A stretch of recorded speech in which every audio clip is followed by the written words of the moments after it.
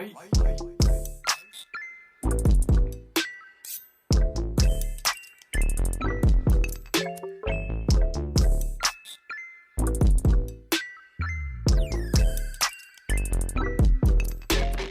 Hello and welcome to another episode of the Polo Punt Club Podcast. I'm actually joined by my good mate, Jonesy. Jonesy, how you going, mate? Mate, never better. Welcome to another episode, guys. I'm really glad to be here. Yeah, so this is just an actual episode. In this episode, we're just going to actually give you a bit more context behind why we're obsessed with polos and what it's all about. How the Polo Punt Club actually came about. But before we get into that, just wanted to give you guys a bit more of a background into Jonesy and myself. So, Jonesy, I'm just going to ask a few questions for you, mate. Fire away. So starting with your favourite horse of all time, mate. Who is it? Look, you know it's Charles, and there's a pretty specific reason. Well, there's multiple reasons. Firstly, like great silks, red and white, Mate. Go the red V. Oh, Dragons, mate. Dragon supporter. So that makes sense. Love fillies. Fillies, mate. Can't go wrong with fillies. Nothing wrong with that. How good are fillies? And mate, Derby Day 2017, one of the greatest days of our life and a real highlight of our punting career. That was pretty much where the Polo Punt Club actually started.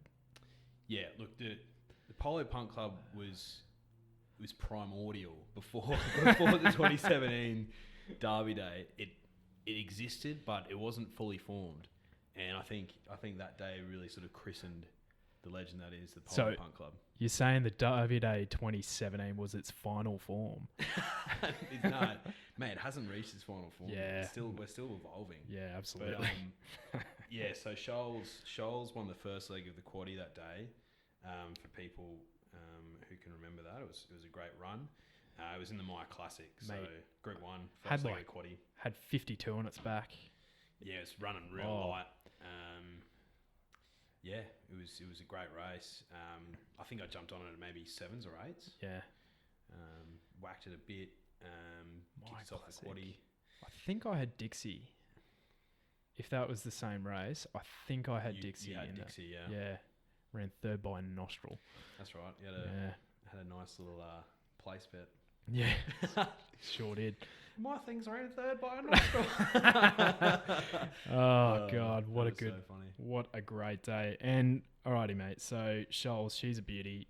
She is a beauty, and look, that day obviously I was in love with her, and then the following autumn in Sydney, she won the Group 1 Surround Stakes at about 13s. Yeah, right. And I whacked her that day. So. Oh, mate, I remember that. So quick story for you punters. So, oh God, and I'm a changed man since this day, but mate, we all grow. Back end of 2017, early 2018, I was a massive place punter. Basically, everything I did was just whacking the place.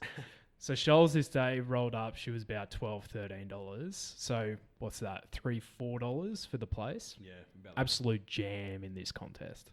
But so what I did down at the pub, go to the tab, $100 on the place, or what I thought was the place. Estimated returns on the ticket was $1,200.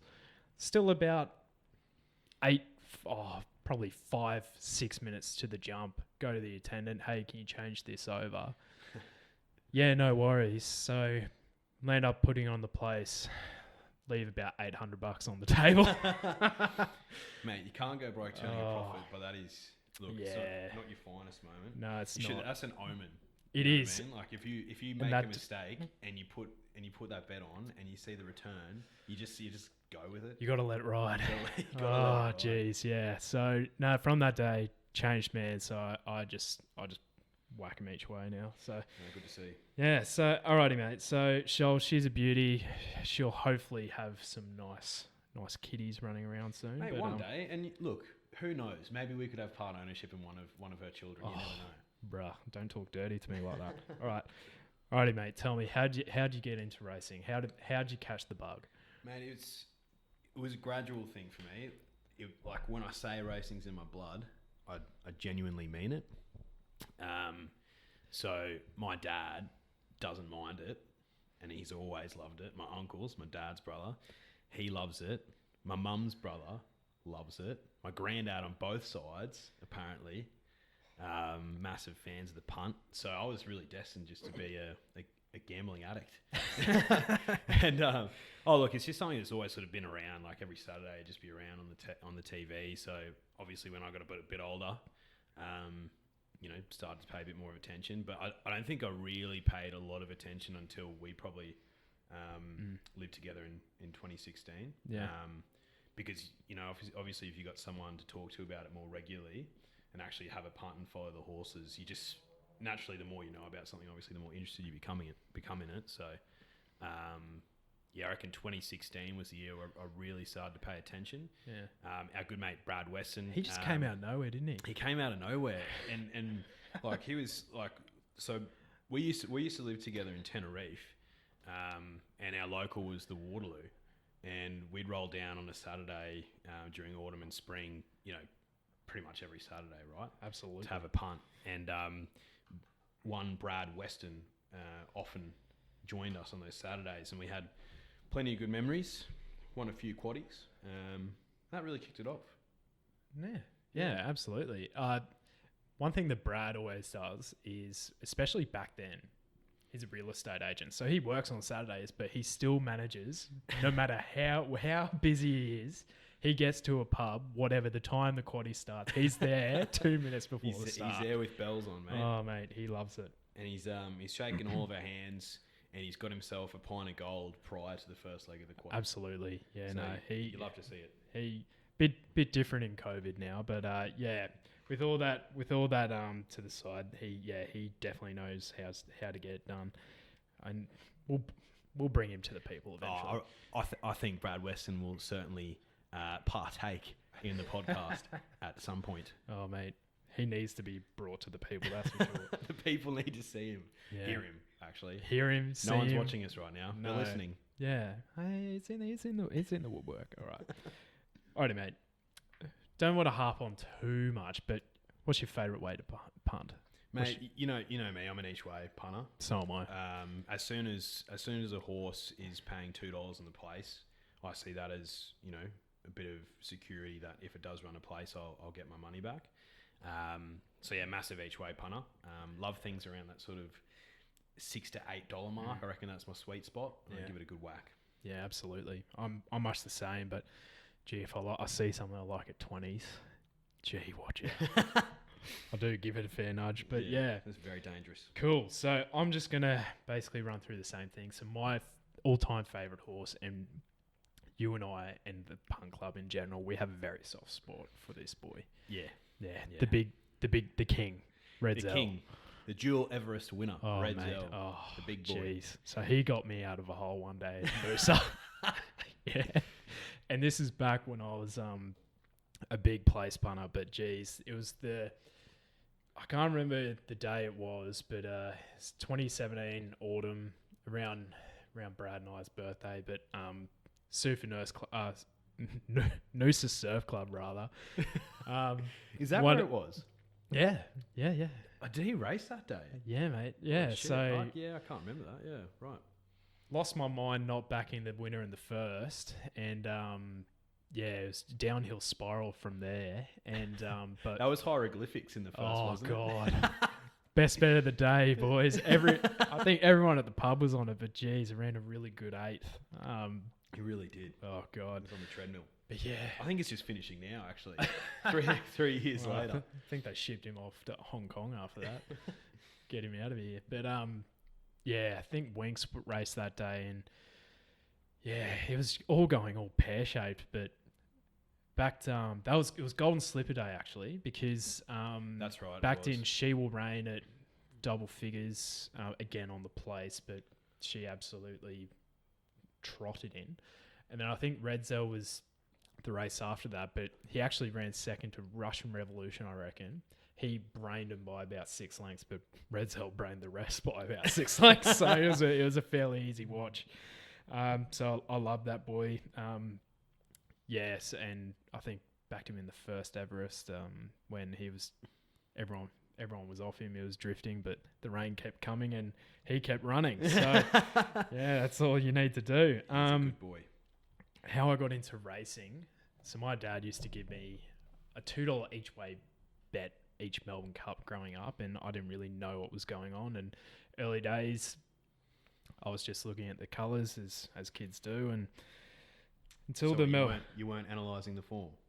No, not at not at 10, but that's disappointing. Yeah, it is a bit, but then when we got into high school, had a bit more of a dig and actually started a nice little trot for me.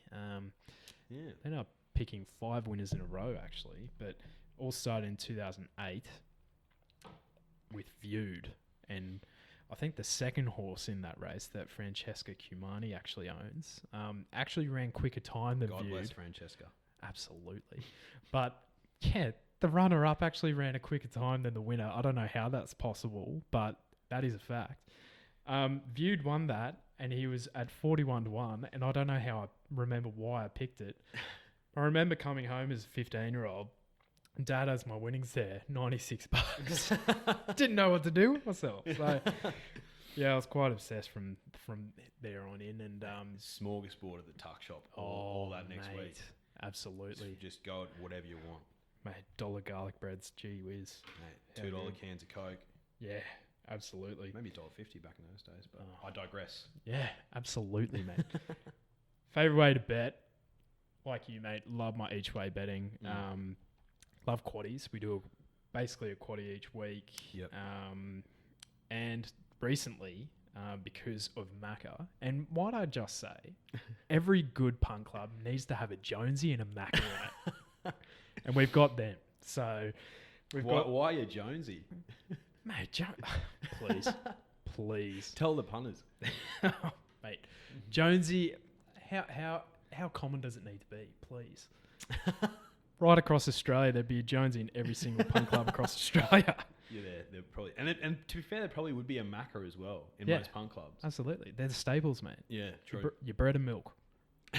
Anyway, yeah, because of Macca, mate, getting into my combos, doubles and trebles. Mate, not gonna lie, game changer. Because of Macca as well, I've also probably put a combo on every week. Gee whiz, he is a visionary, that man. He really is. Loves it, SGM. SGM, SRM. Same game multi, same race multi. But yeah. Okay, mate. So we've touched on a few, how we like to punt, but let's touch on the punt club itself. Why Polos, mate? How did this come about? Tell us a story. So look, it all started with, like we were talking about before, the year of 2016, we were living together, often going down to the Waterloo for a punt on a Saturday. And our good mate Brad Weston, obviously would come down and have a punt with us too. And I think it was like 3 or 4 weeks in a row, he had a Ralph Lauren Polo. And I think it was grey one week, navy the other week, and then maybe a white Polo, which is a strong Polo. Yeah. No, mate, they're your good ones. They're the good Polos. Yeah. And he was wearing them, and they were crisp, and that it's just a good shirt, right? A Polo, you can't go wrong. However, you can go wrong if it's not the right colour, but we'll touch on that a little bit later. But essentially, Hutch and I got talking about how, a Ralph Lauren Polo, particularly of the grey, navy, and potentially white variety, it really sort of is a quintessential item of clothing for a punter. You could walk into any pub, maybe not in some of your lower socio-economic suburbs, but you walk into any pub and you have at least a couple blokes wearing a polo. And Hutch and I decided that if you were to wear a polo, the best ones are your greys and your navies, closely followed by your whites. Absolutely. So off the back of that, and off the back of probably a belly full of piss, I don't know who it was. It would have been either one of us came up with the polo tiering system. So yes. Yeah. So your top tier polos are your grey and your navy polos. Yep. Like you can't go wrong. No. Good polos. No. And then probably just underneath that, you've got your white, I reckon. Yeah. Like if they're your A's and your A pluses, your white's probably an A minus, B Yeah, plus. black. Polo. Black's good. Black's a good one. Black's a good polo. Yeah. And then you work your way down through like your light blues, like your pastel types. Your reds Yeah. is okay. Green, I guess. you know. If Yellow? you so choose. Oh God, please. You don't like it? You're really getting down the bottom of that tier, All right, surely. well, okay, so and then your bottom tier polos. You know when you see those middle-aged blokes rolling around, they might be up the coast or down the coast. They've got their flowery long board shorts on, Okanuis. and then they've got a polo, and Dad sandals. Yeah, dad sandals, and they've got a polo on, and the polo is like a bright orange, or like a fluorescent orange, or like a Cadbury Dairy Milk purple. Oh God. That's disgusting behaviour. It is disgusting behaviour. And anyone who thinks that it looks good, we're telling you right now, this is we're helping the people out. Right? Absolutely wet. This is a public service announcement. This is a PSA. That about 6 people will hear. Yeah, well, it's you start small and then you work your way through. I guess the beauty of social media is those 6 people could share it with their networks, and then before you know it, purple and orange polos cease to exist. Yeah, but they're just disgusting. Oh mate, it is disgusting behaviour, and I guess how we as a group of mates and as a punk club, we're like, okay, how can we actually turn this into a thing? So what we landed up doing is Derby Day each day, because it is the best day on the calendar year to have a punt. Yep. What we did is we basically had the purple polo day, where not the best punter of the day, but the shittest punter of the day.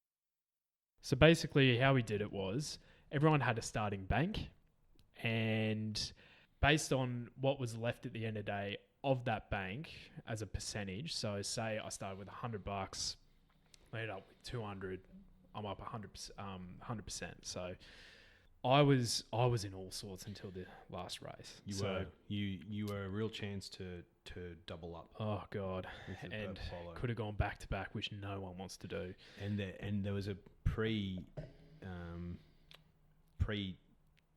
omen as well. Oh God, yes. Thank you for reminding me. So before we even stepped on the plane to fly down to Melbourne, what we do is we actually put the initials and the year of the winner on the shoulder, and then when we are down in Melbourne, or each Derby Day, we have a go for a lunch, and the winner, last year's winner, has to wear that polo to that lunch. It's a disgusting polo. Disgusting look, and you feel putrid when you're wearing it, but it is the rules of the game, unfortunately. Yep, if you want to partake in the game, there's winners and losers. Absolutely. So what happened was I took it to the engraving place or whatever, and embroidery, thank you. And I said 2018 DH and got it back, and it was DH 2019, which I remember bringing that forward. And you going to me, that is a bad omen, It's a bad omen, mate. That's basically just like, yep, I'm signing up for another loss. Oh, God. And it was looking that way until the last race of the day. So I hadn't backed a winner all day. I've chucked my own quaddie on. Thought I hit exceedance in the first leg. Hit another horse. Saved on the treble, which thankfully I got. But